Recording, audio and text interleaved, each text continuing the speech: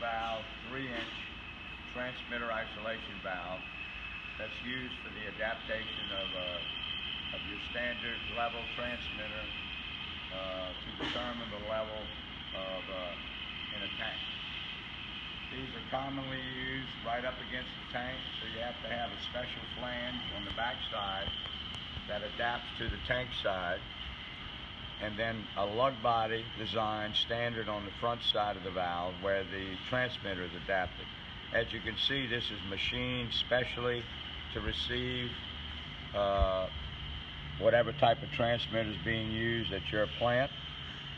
And the diaphragm area of the that's machined is 3.685 inches, which now meets the specification of all the new transmitters, so that the diaphragm is totally exposed to the pressure.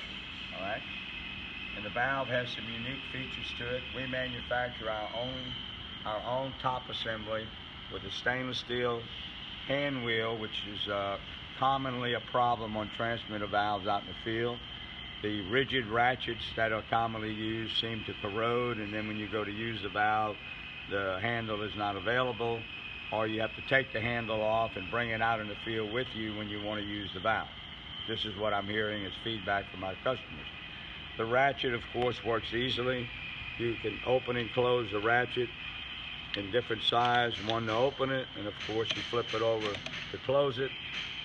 The valve is elastomer seated, and we're going to show the back side now. This is the flange that goes up against the tank. You can see the elastomer seat inside of the valve.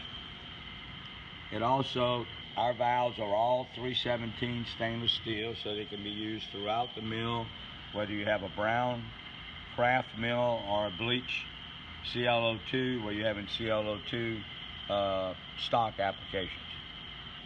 It also comes with 3 flush or purge ports in the event that stock does build up in the valve.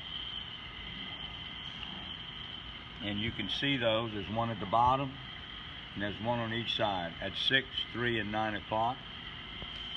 And the unique thing about our valve, it's also very easy to repair this valve. All you have to do is replace the O-ring seat, the packing. It's not a throwaway valve. And you can replace, this is a complete top assembly which you can buy. And it's very easy to take this off. You just remove the 4 bolts, disconnect the clevers from the gate, and you can replace all the components very easily at a very economical cost. So that's kind of the end of the story. It's a 3-inch NPV transmitter isolation valve. We're going to have these in stock and be readily available, and there will be all 317, so you don't have to worry about buying, is it a 316 gate, is it a 317 valve, will it go in ClO2 or just in the craft side of the mill. So it'll have a lot more versatility if you were stocking these in your mill.